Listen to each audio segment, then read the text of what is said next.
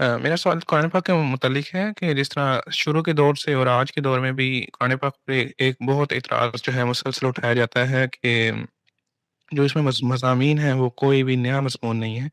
مطلب یہی مضمون جو ہے گریک میتھولوجی میں یا اس میں پرانے مذاہب میں پہلے سے ہی بیان کیا گیا ہے. تو اس کے بارے میں نے جب قرآن پاک کو پڑھا تو مجھے کوئی اس طرح جواب ملا نہیں کہ جو ایک عقلی جواب ہو. ایک دو جگہ اللہ تعالیٰ نے اس چیز کو موضوع بنایا ہے، لیکن کوئی اس طرح جو بہت سالڈ ریزننگ ہو وہ مجھے ملی نہیں، یا میری کوئی اتنی قلت تدبر تھی. تو آپ اس کے بارے میں تھوڑی سی رہنمائی فرما دیں. جب آپ اپنی طرف سے کوئی بات تلاش کرنے چلے جائیں گے تو کیسے ملے گی؟ قرآن مجید کا یہ دعویٰ ہی نہیں ہے کہ وہ کوئی نئی بات لے کے آیا ہے. وہ تو بار بار اصرار کرتا ہے کہ پہلے دن یعنی انسان کی ابتدا کے ساتھ جو ہدایت دی گئی تھی وہ اس کی یاد دہانی کرانے کے لیے آیا ہے.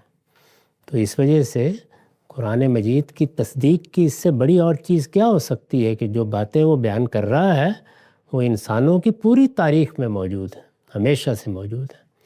تو آپ قرآن مجید اپنے آپ کو کس طرح پیش کرتا ہے پہلے اس کو دیکھیے، پھر اس کے لحاظ سے اس کو پڑھیے. ہم سب یہ آخری سوال ہے، اسی سے متعلق یہ موصول ہوا ہوا ہے.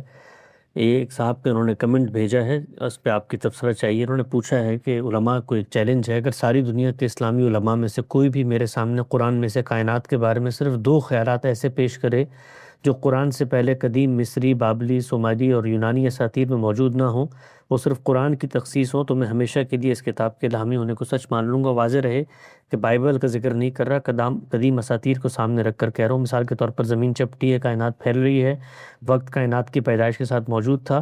تو کوئی ایسی 2 چیزیں قرآن سے پیش فرما دیں جو پہلے موجود نہ ہوں. یہ بھی وہی بات ہے کہ آپ قرآن مجید سے اپنے ذہن میں موجود چیزیں ڈھونڈنے نکل کھڑے ہوئے ہیں. قرآن مجید اس طرح کی کوئی بات کہہ ہی نہیں رہا. وہ تو کہتا ہے کہ میں سب سے پرانی بات انسانوں کو یاد کرانے کے لیے آیا ہوں، اور وہ بات ہم نے آدم علیہ السلام کو بتائی تھی. سارے پیغمبر وہی بات لے کے آئے ہیں، سب پیغمبروں نے وہی ہدایت انسانوں تک پہنچائی ہے. پھر یہ کہ قرآن مجید نے یہ بیان خود کیا ہے کہ اس کے لیے معیار کیا ہونا چاہیے. تو معیار تو وہ ہوگا جو وہ خود بیان کرے گا. اس کو میں نے خدا پر ایمان کے مضمون میں بیان کر دیا ہے. اس معیار پر قرآن کو دیکھنا چاہیے.